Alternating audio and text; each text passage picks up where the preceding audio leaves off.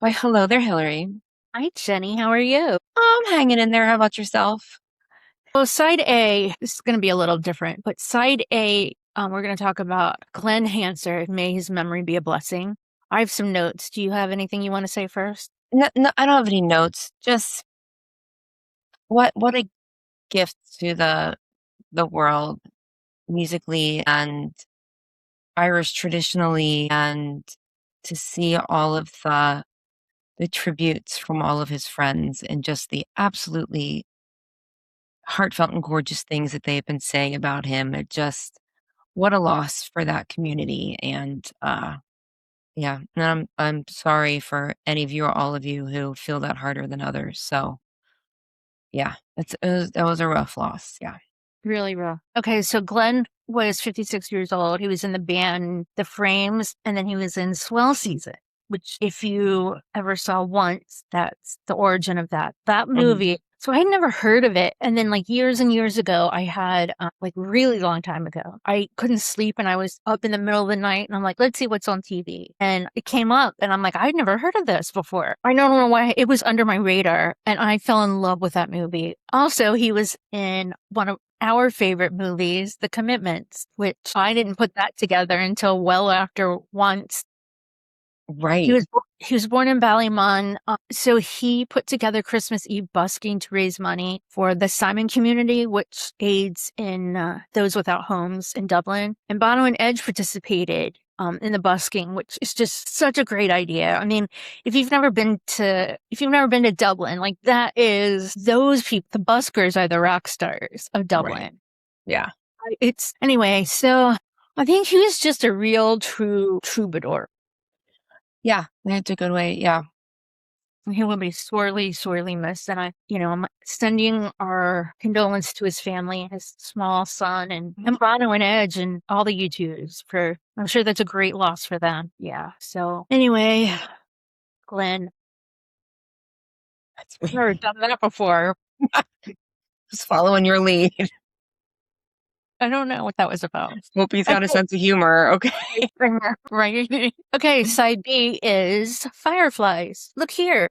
You got fireflies. Fireflies. I don't. Do you have fireflies in Cleveland? Mm-hmm. So we did, but we don't have them anymore, I don't think. I don't know what happened. When I was a kid, they were everywhere. And I can't remember the last time I've seen one. Do you remember it was when everyone came to Cleveland, all of our U2 friends came to town for Joshua Tree 2017, and we're sitting in my bunch of us were sitting in my backyard, and all of a sudden a friend of ours from California was like, she'd never seen them, but they were like a myth to her. And she Yeah. ran around the backyard trying Oh to my catch God. fireflies. Can we look? I don't think we have them anymore. I'm pretty sure we don't. What? Wait. No, I'm pretty sure we don't have them anymore. I Hmm. don't know why. I mean, I'll Google that because Yeah, it's like they interesting. were everywhere all the time. I'm And sure it's climate change somehow. yeah, I'm sure. Yeah. Yeah. Okay, what's your first take on Fireflies? I have yet to hear a U2 and Martin Garrix collaboration that I have not fully enjoyed. I saw someone commented and she was like, this is the level of EDM I can tolerate. Ah, right? And That's I would say this is the level of EDM that I love. yeah. Like God. I fucking love it. Our friend Lauren, this is the first year in ages that she hasn't been to Electric Forest. And I cannot even imagine. Would not at all want to be there. I mean, I love music and everything, but I'm not. And this like she's camps outside for like 4 days or something. And, That's a in the lot. middle of the night, bands just come on and whatever. But I admire it, but I couldn't do that anymore. I've I aged. saw someone else and I couldn't place my like I'm like, what is this? This is taking me somewhere I've been before. And then someone made a comment, they're like, this is the summer version of Electrical Storm. I heard, yeah, I agree with And I'm that. like, it is. The intro is absolutely. So, well, let me just say, I love this song. I actually think it's perfect. And if you think that we just like anything that's U2, listen to our other episodes because there are plenty of things that we don't like that we talk about. And I don't like singles. And I Right. love, love, love this song. So I like songs that make me feel motion. And this just Yeah. seems like one of those songs that you're like driving down the road and like looking over your shoulder to see if someone's chasing you or something. Try it when you jog or go on a walk or something and see if you feel that, because I get that. And there are plenty of songs that are like that. Usually it's James Bond songs though. Yeah. But everyone stands out. Like everybody has their bit that they just, like no one's glossed over. They each have their own parts and they sound better than ever, I think. I mean, the Edge's guitar solos You know, are just his big guitar bit, I've sat around for days trying to figure out where I've heard, like what sounds like that. yeah. Where I've heard it before, and I couldn't think of it. And I just walked around like, like saying it in my head, and I'm like, I got nothing. And I came upstairs, and I'm like, hang on, let me just, like scroll through my YouTube songs and see if anything. Miracle Drug. Well, and that makes sense because it turned into City of Blinding Lights, right? I don't know. I don't. Isn't didn't hear that it like what, that. I think that's what U2 songs, please hold. I maybe I misunderstood, but I thought that one of the first carnations of this song ended up being City of Blinding Lights. Maybe I misunderstood. Well, yeah. So, but like it's from that recording session. If there's an original version of Fireflies that evolves into City of Blinding Lights, it would make sense that something else from within that recording session, the sound also filters in. Does that make sense? Yeah, I guess I get it.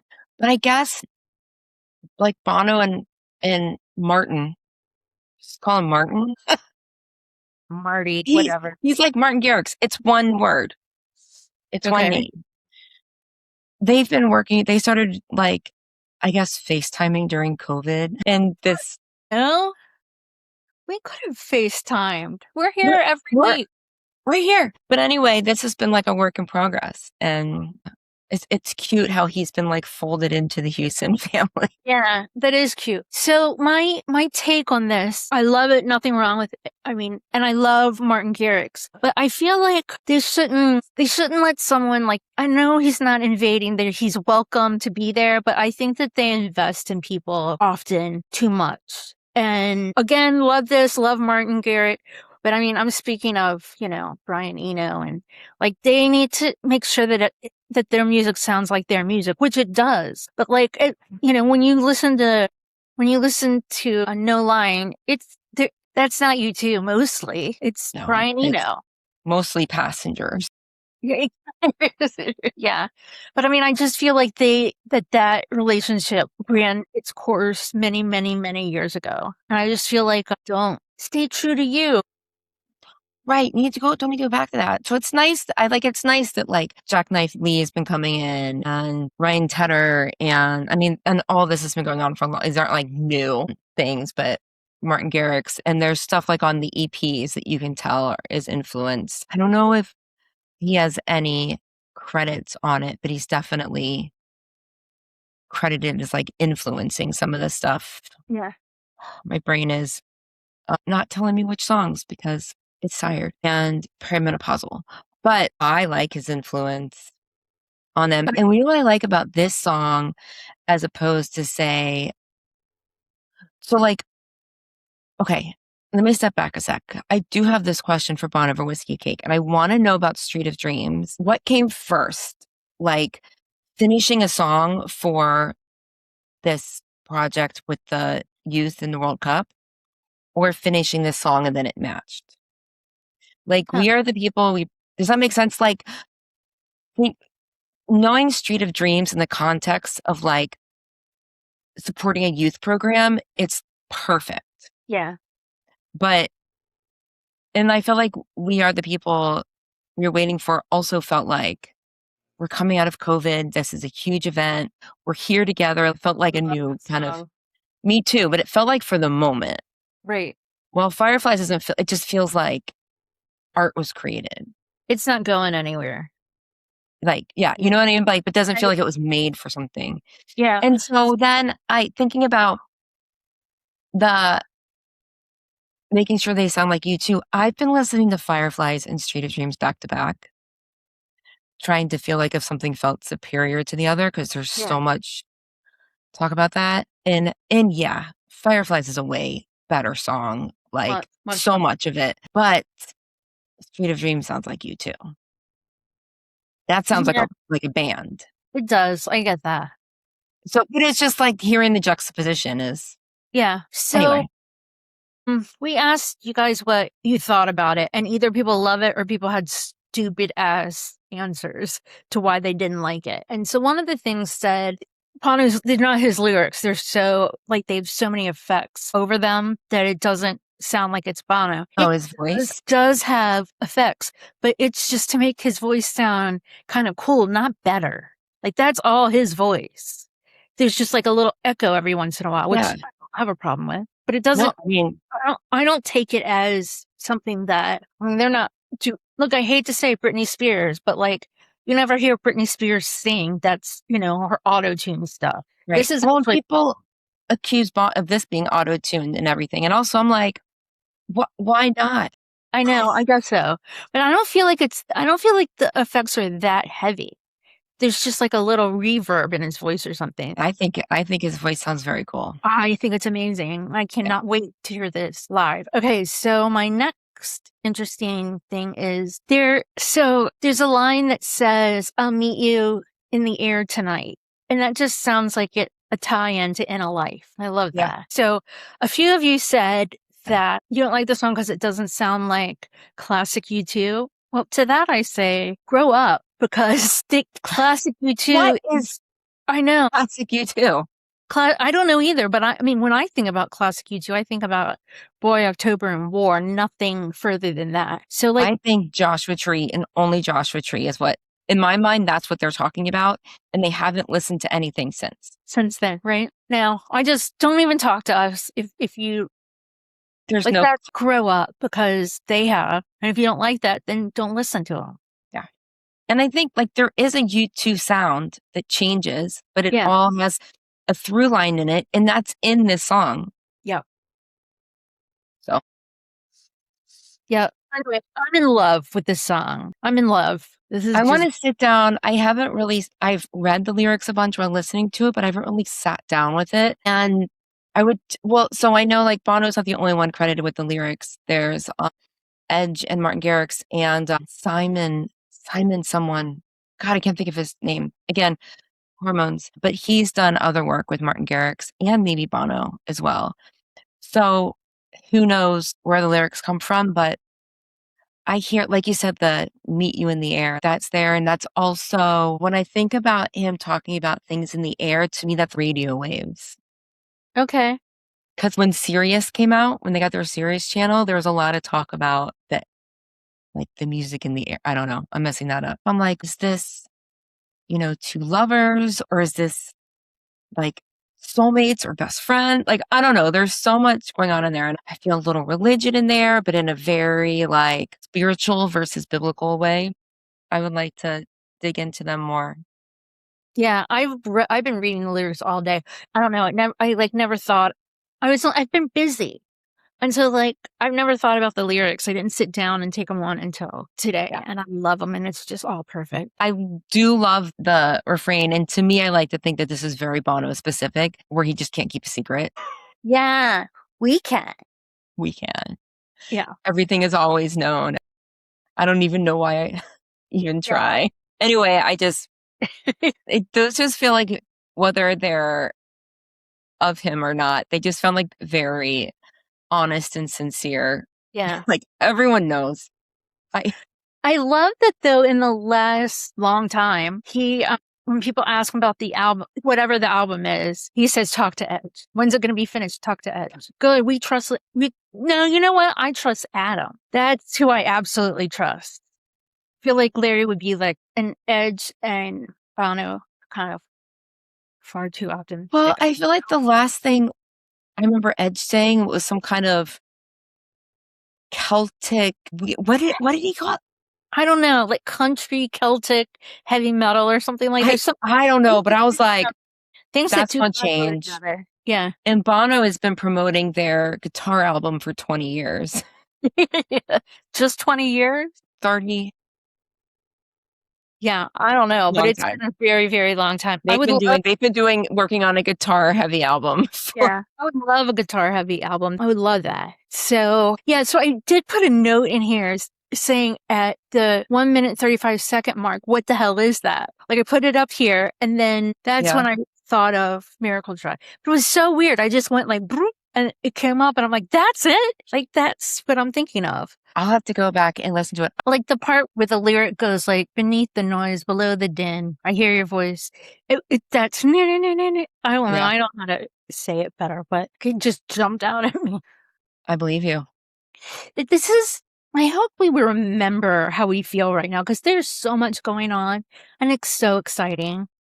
And I feel like we don't usually have this far of a head start. Right. It's real exciting. Very, very exciting. I was going to ask my friends that have this tribute band if they were going to play anything new, but then I'm like, no, I'm going to tell them you better play something new, and then I'm going to be excited about it. Yeah. So Garden Tarts and I went to see a tribute band 2 weekends ago. Yeah. I know the band One, and who, we're all besties with now. And like halfway through the set, the singer, the Bono asked, who here has heard Fireflies? And Amanda and I were like, and like no one else did. And he's like, okay, we'll stick. If most of you did, we have a different set list. That I guess is like more obscure stuff and less of the hits. So they stuck with the regular one. But I was asking them, like, I was so curious how quickly tribute bands learn new songs. But that said, I didn't even think about asking about the songs on the EPs. But anyway, if you talk to, what's the band you're going to see? Utopia. That's right. To the Beach. I'm going to ask, I interviewed them last time and I don't think it's been enough time and to interview them again, but I want to ask if we can get there early and just hang. Yeah.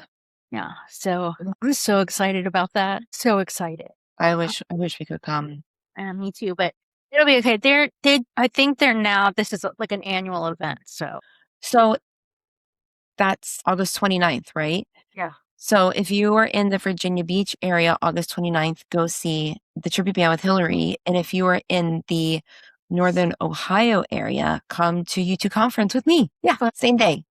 Yeah. I wish I could go to both, but I know. I don't have a Concorde. I don't have a Concorde. And fly back and forth with like Phil Collins. Yeah. Yeah. That would be like a 5-second Concorde ride. It would be. It would be. It would like take off and just land. So I flew one time from Norfolk to DC and that was so stupid. It was just like, that was it. Like, we didn't have anything. They couldn't do snacks. They couldn't do. Yeah. I flew from Cleveland to Cincinnati once. Really? Yeah. Yeah. It's like they book it for an hour because I don't think the system lets them do less. I know. That happens when I go to New York too. Like they say, but they never say an hour. They say like an hour and 45 minutes where it's just like 45 minutes. And I think I've noticed in my travels that I think they do that in case they run behind. It looks better if they're running early. Yeah. Oh yeah. I'm sure of it. Yeah. So, but you do get going to New York, you do get up enough that they'll give you a drink or something or hand out a snack. But going to TC, it's like barely need to put your seatbelt on before you can take it off. Yeah. It's also stupid, but I had a lot of stuff to do that weekend. And the flight was like round trip, like $80, $70 or something like that. Oh yeah. I mean, my time's worth it. When time is money. Okay. So let's talk about Edgy's birthday. It is. It's going to be Edge's birthday. On the 8th. Happy birthday, Edge. Happy birthday, Edge. Our question to Bono, the main question to Bono over Whiskey and Cake is, what do you get Edge for a birthday present? And I guess I would like to ask Edge, what does a rock star want for his birthday? Exactly. Like really. He's 65. Yeah. 60. Yeah. Yeah. What does a rock star? You can have anything he wants at any given time. Just buy it. Want for his birthday. If we ever get our podcast moving a little more, we'll get it for you. As long as it's under $50. Maybe he wants like if If we make money, we'll give you $50 for your birthday present. $50, a Starbucks gift card. Yeah. If someone gave you $50 from Starbucks, how happy would you be? That'd be great. I've never had $50. I've never had more than like 20, 25. I had $50 recently because we're about to get our kitchen demoed and I was cleaning out drawers and there's a drawer of gift cards and stuff. And I found a pack of 10 $5 Starbucks gift cards. You could buy like a pack. Yeah. That were for teachers. I guess I overbought one year. So I loaded them all into my account. That's why great. $50? Yeah. Yeah. I mean, it was my money anyway. Yeah. Already paid for it. Might as well use it. Yeah. Okay. So yeah. Happy birthday, Angie. I hope it's a great one. Should we do a song from the cigar box? It's going to be a few weeks before we can get to it, but at least we can start it. Yeah. Yeah. Let's do it. We did one last week. What was the one that we did last week? That Into the Heart. Yeah, we don't want to do that. Okay. What to say about it? I didn't want to read it. No, me neither. Sorry. Whoops. I need to go through here and pull out songs that we don't want to talk about. That's a good idea. I also have plenty of new songs to put in there. Thank you. Okay, you ready? Yep.